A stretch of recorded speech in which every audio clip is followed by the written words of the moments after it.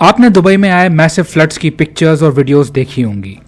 इसमें कई घर डैमेज हो गए और बहुत सारे लोग और बिजनेस बुरी तरह अफेक्ट हुए। इस वीडियो में हम डिस्कस करेंगे कि ये फ्लड्स क्यों आए और इनसे हम क्या लेसन्स ले सकते हैं। पहले मैप पे दुबई की लोकेशन देख लेते हैं। ये अरेबियन पेनिनसुला है। इसके ईस्टर्न एंड में देखिए, यहाँ जो आपको एक छोटा सा देश दिख रहा है, ये है यूनाइटेड अरब एमिरेट्स, शॉर्ट में यूएई। दुबई इसी का एक शहर है। अप्रैल 15 की रात को यूएई में भारी बारिश हुई। इस तरह की भारी बारिश यूएई में इससे पहले कभी नहीं देखी गई थी। इस बारिश में यूएई की सड़कों पर तालाब बन गया। मैसिव फ्लड्स आए, हर जगह पानी देखने को मिला, इतना ज्यादा पानी कि गाड़ियां डूब जाएं। ऐसा इसलिए हुआ क्योंकि यूएई में ऐसी बारिश होना अनयूजुअल है, तो जाहिर है कि इतनी हैवी रेन्स के हिसाब से यहाँ पे सिटी प्लानिंग नहीं की गई है। ड्रेनेज सिस्टम्स उस हिसाब से डिजाइंड ही नहीं है। वैसे जब 2 साल में जितनी बारिश होती है उतनी अगर 24 घंटों में ही हो जाए तो कहाँ कोई प्लानिंग काम आने वाली है।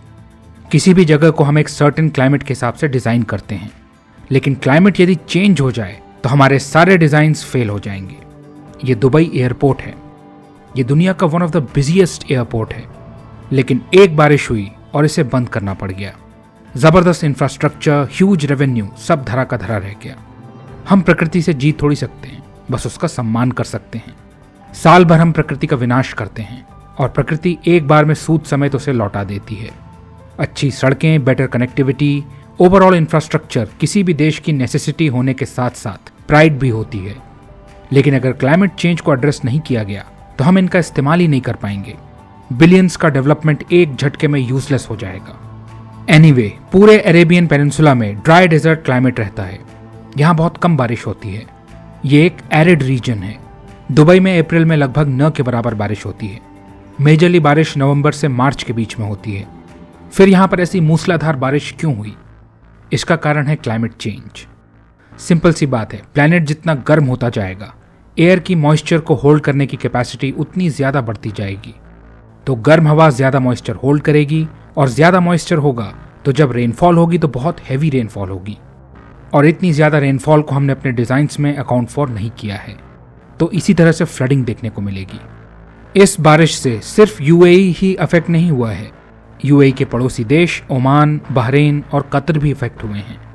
फ्यूचर में क्लाइमेट चेंज के कारण इस तरह के एक्सट्रीम वेदर पैटर्न्स हमें बहुत सी और जगहों में देखने को मिलेंगे और ज्यादा फ्रीक्वेंटली देखने को मिलेंगे।